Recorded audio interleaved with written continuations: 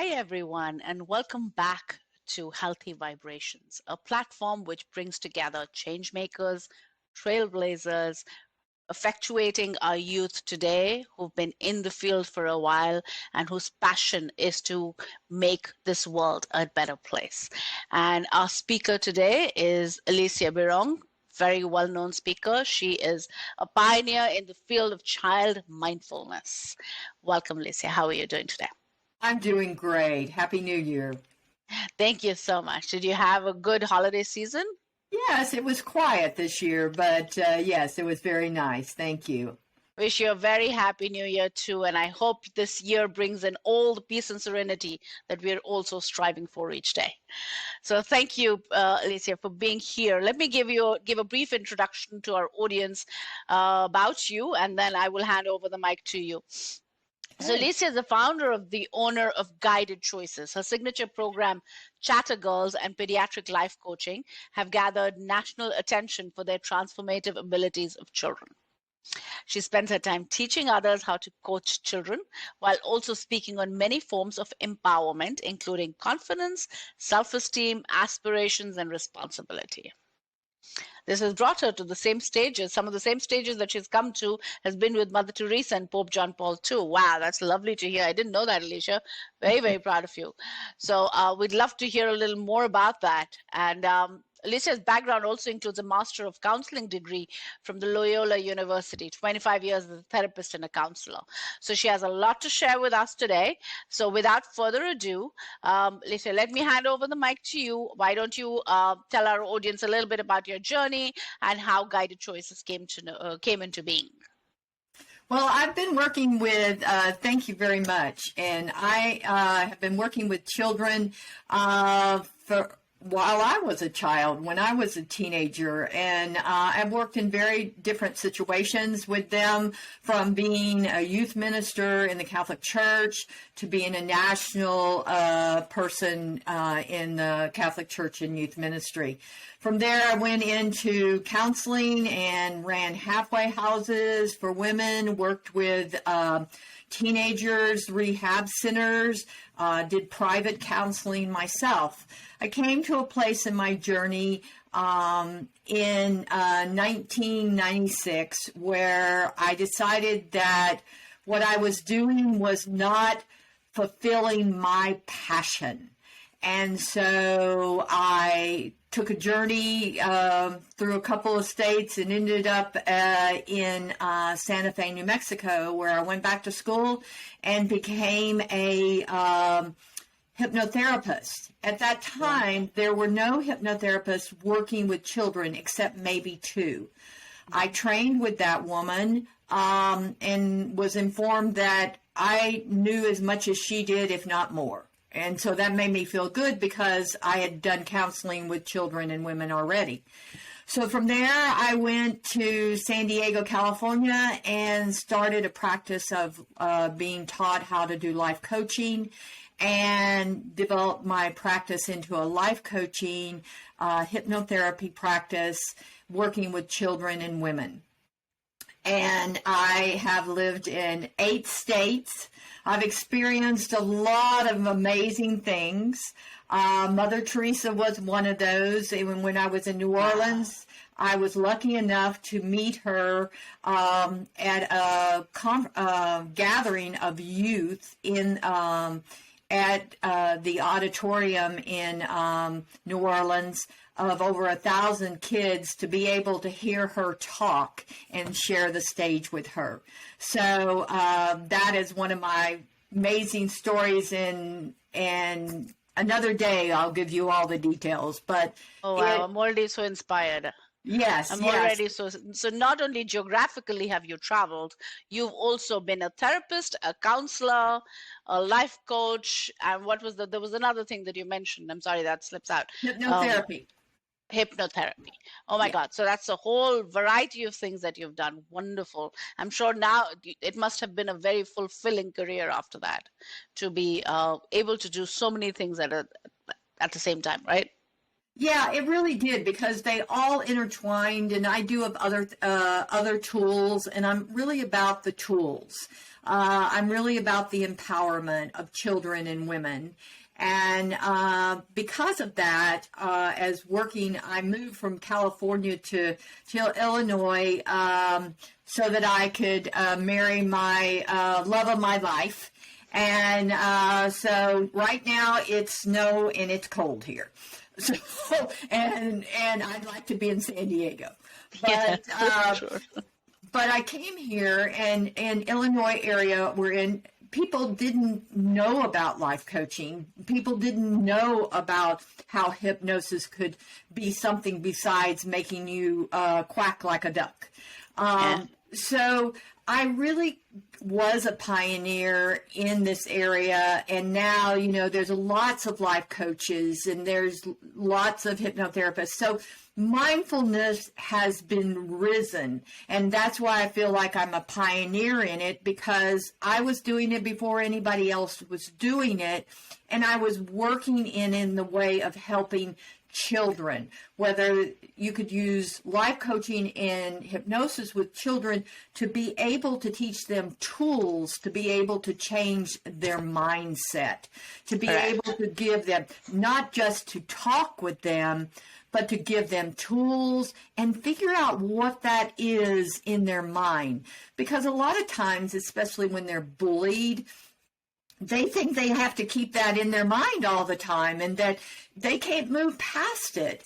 And one of the things is hypnosis for children is different than adults. And that's the most important statement I'll say, which means they don't have to go in a deep trance, because their issues are pretty much in the beginning of their core of their brain right now. And so it's easier to get rid of those issues than it is in an adult who they've been sitting there for a while. And so I have loved working in those areas and been able to help thousands of people, and it's my passion. Super exciting. No, I totally get you. Life coaching is still a struggle even today. I think even today it's not considered a profession per se. We were just doing the certification. I just completed my certification for a life coach, and there are apparently only 75,000 certified life coaches in the United States through the International Coaching Federation. So yes, it's still a struggling profession. Now, you also talked about, and we'll get to that, you also talked about all the tools that you use in your program to reframe the mind. Now, how have you, I'm very intrigued on this question. I'm going to go a little bit off track, is Okay. how do parents take to allowing hypnosis for their young children? Because that could be a setback for anybody conducting hypnotherapy. Well, reality is that it has to be explained properly to be and when I was in San Diego, we came to this situation where the school there, if a child was diagnosed with ADHD, they gave the parents a note and said, you have 6 weeks to either put this kid on medicine or have them under control. And in San Diego, there's a little more alternative thinking, and I worked with the acupuncture school there. And I had done a lot of work with their students, their adult students. And so they had the parents contact me.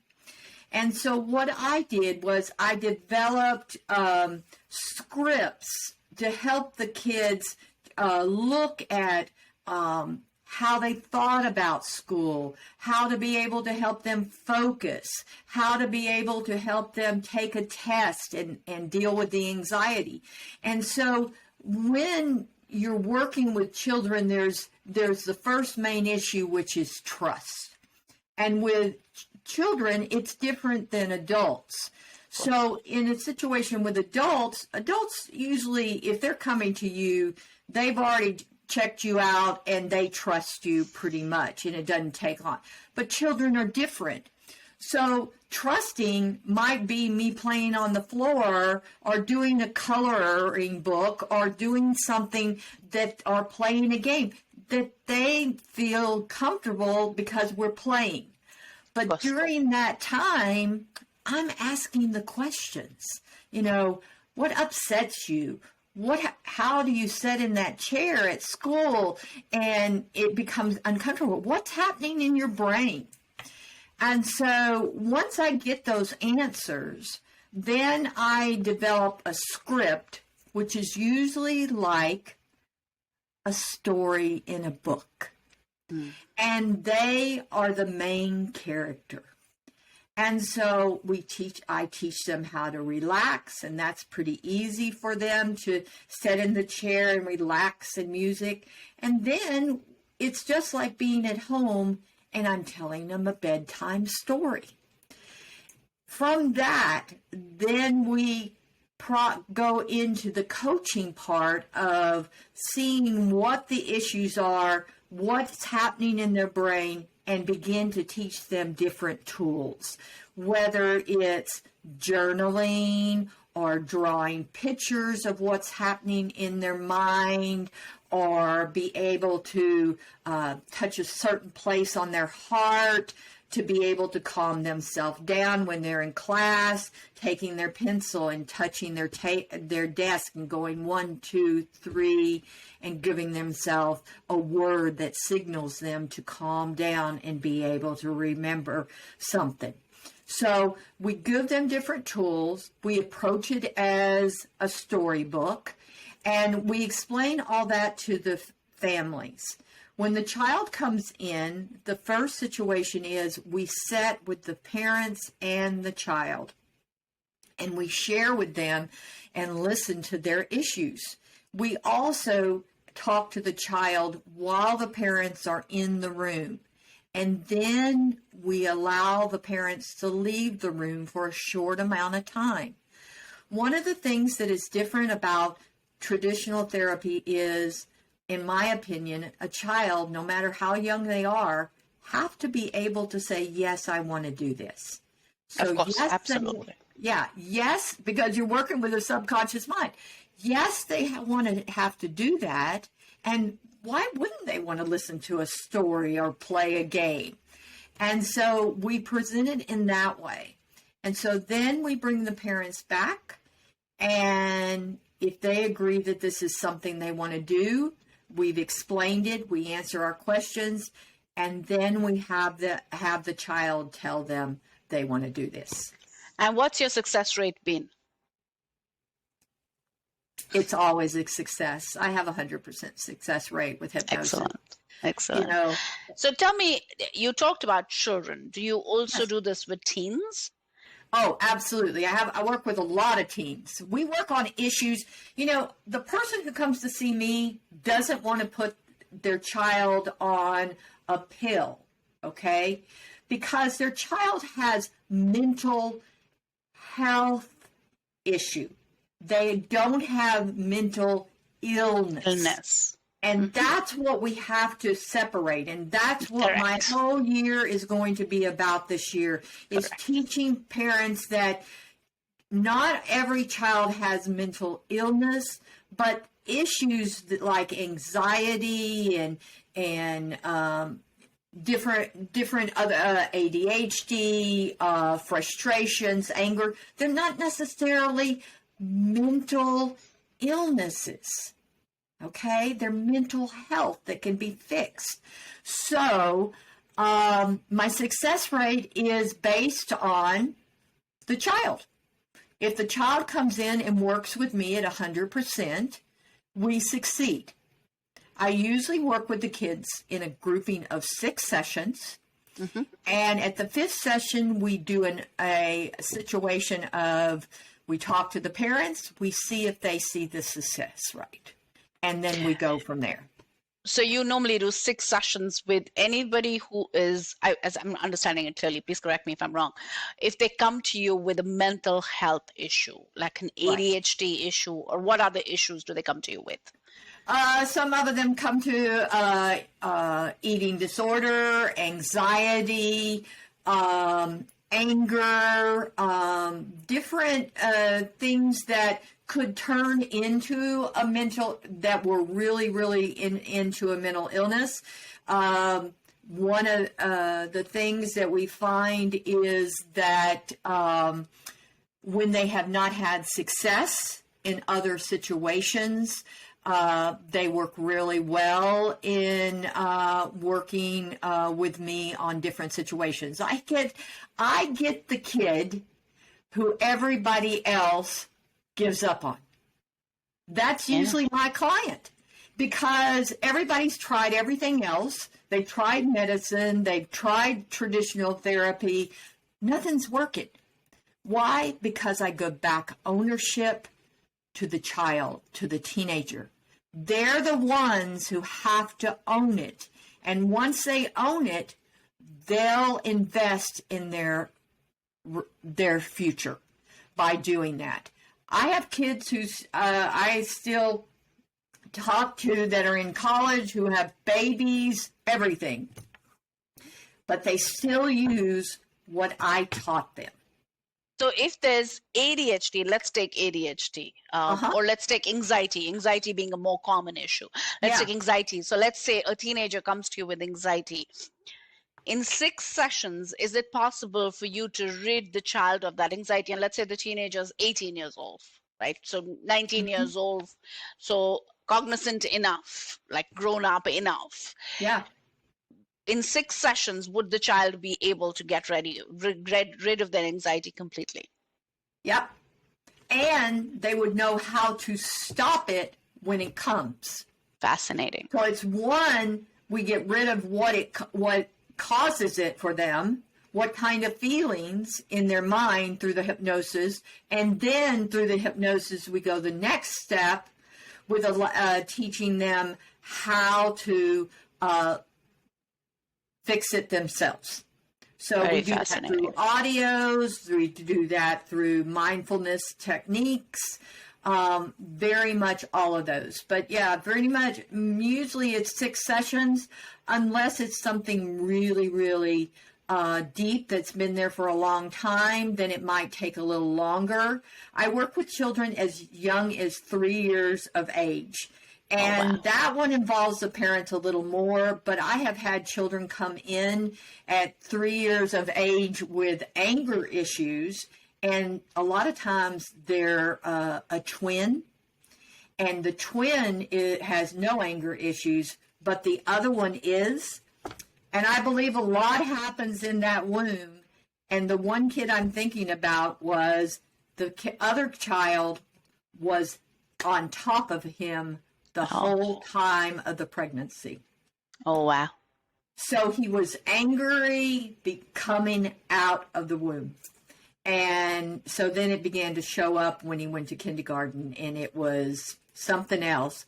But with the parents' help and doing the exercises that I had him do, he was great. A lot of Montessori schools, because they look at alternatives, will send me their clients because I've had so much success with them. But anger is a big one, especially very for fascinating. boys.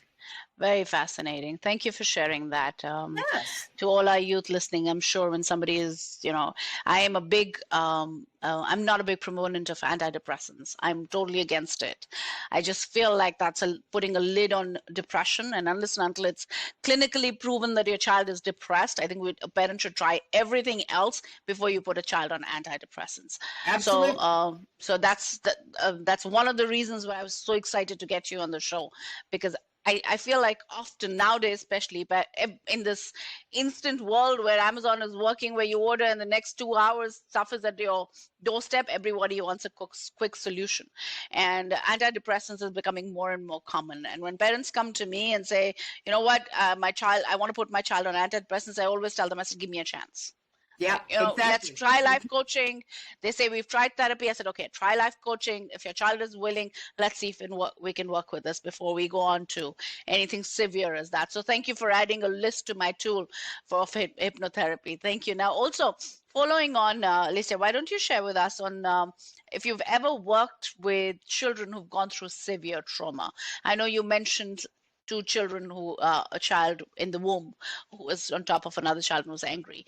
And there is a lot of child abuse that we hear nowadays. There's a lot of trauma that we hear that the children are going through. What have you experienced something like that? And if yes, what is your success rate? How have you handled it? And what tools do you give to these kids? Yeah, absolutely. And I had moved from California to Illinois, but I had had a number of success rates in San Diego. So I had the one that I think of right now is I had a mother contact me from San Diego and said, my husband has abused my daughter and I want to get full custody of my daughter so she doesn't have, because we left because of abuse. And she says, can you work with her? And I said, yeah, but I'm in, we weren't doing Zooms during those days, but I'm in outside of Chicago. So the mother booked herself 3 days in to see me with her daughter, and then came 2 weeks later and we did 3 more sessions. And what we did was, it was a situation of this child had to feel safe because it completely Correct. didn't feel safe at all. Yes. And it took a while to get the issue out. That was it. She wasn't telling anyone. But when we did hypnosis with her, after she felt safe in about the third session, it took a while because she had been terribly abused by the father. And she was scared because her mother had been abused too. And so she was scared with everyone. She didn't trust anyone. So we really worked on trust. And after she did the hypnosis, a lot of it came out. Okay. When were the exact times it happened? What was going on? All of that. The biggest issue is it's not admissible in court. Oh, wow. Really? That is so sad. So, hypnotherapists have for years fought this, and in sometimes states will allow it, but in most states they will not, because we are not considered a medicine. Even if a psychiatrist does it, a lot of times they can only answer questions that were said in a conscious state, in a therapeutic state. And so because I was not practicing as a counselor at that time, and as a life coach, they did not allow me to speak. They did allow me to give a written statement of what the child said, and I did record the sessions, so I was able to give those to the court, and we were lucky that that judge took away the father's rights for that child. So they did listen to you. They did take that into consideration. Yeah, they listened to the girl. And so it wasn't a matter of just me saying that, but because I did not give a diagnosis, and so but it doesn't happen very often, and so that you can help the child with the trauma, but dealing with the court system, it doesn't work usually. Was that in a particular state? You said it happened in San Diego? It happened in San Diego, but in California, even as progressive as they are, they're very some judges will accept it, but overall, the state does not accept it. Okay. We work for it. I'm part of an association, the NGAH, and we work for it all the time, but we still haven't got there. There are some states where people are medical hypnotherapists, and they have legal rights in that, and they practice under a license, and some of them have been able to be accepted in a court of law. So we've helped the children, but not necessarily been able to help them within the court system. Okay, but as long as you can help with the trauma to Yes. extract the trauma and to get for the child to speak so that the child can start healing.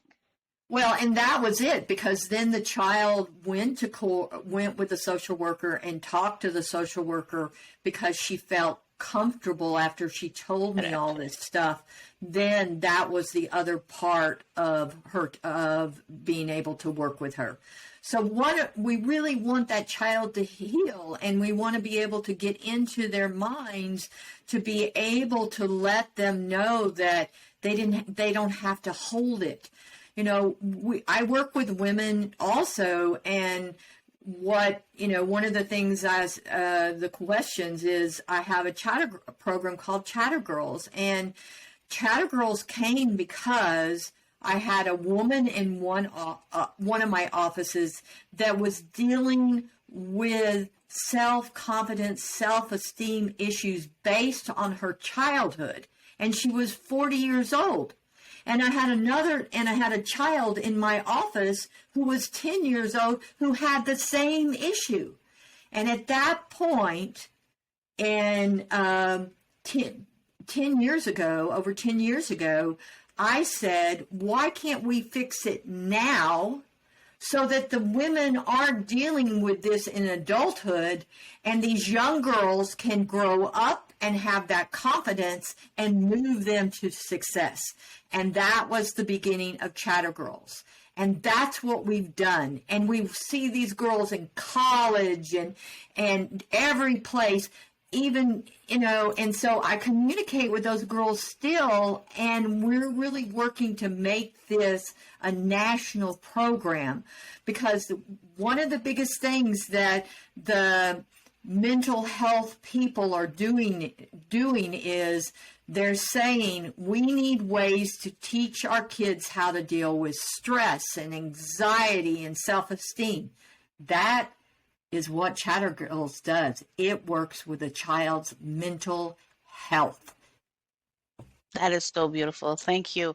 And yes, I'm a total proponent of that too, that if you do this in childhood, you won't have to face it in adulthood, because every issue of yours that you face in adulthood, whether that's 40 or 30 or 50, whatever it is all linked to your childhood issues. So yes, congratulations on the Chatter Girls. I'm sure you'll succeed in making it a national program, and wish you all the best for that. Oh my God, time has really passed by with you. We're 2 minutes short. So let me close this off. Thank you for sharing all your knowledge with us. Very, very grateful. What is the one message you'd like to convey to our youth? Because our primary audience is our youth here. So what is the one message? Tell us. The message is that just because you have anxiety, somebody says you have depression, somebody says that you can't fix it, you are the ultimate person to fix it.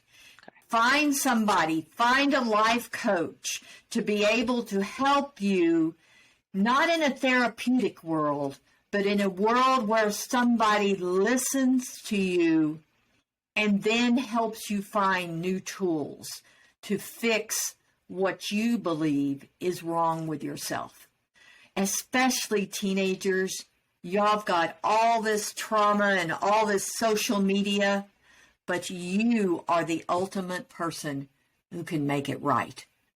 Such a powerful message. Thank you, Alicia. I could not agree with you more. You guys have the power. You have the power to change your state of mind. You do. All the depression and all the anxiety that you're talking about, these are all external things that are making you feel the way you're feeling. Get a life coach, step up. You have all the power. So thank you, Alicia, for that powerful message, wonderful message. And thank you for your talk. I will put in your all of your socials and all of your website on the podcast when we release it on social media, and you'll be able to view it. You can ask your clients to go to either our socials, or you can share it on your socials. So thank you, everybody, for listening to us, and thank you, Alicia, for being with us. Yes, please go ahead. One other thing is, if you want to be a person to help children, if you want to be a pediatric coach, contact me, because we're looking for you. We need more of you to help kids with mental health. Thank you, Alicia. Thank you. Thank you for that. I'm sure you'll be people will reach out to you shortly. So thank you for being with us. Very grateful to have you. Everybody, happy holidays. Stay safe, stay well, and have a wonderful, wonderful 2023. Thank you.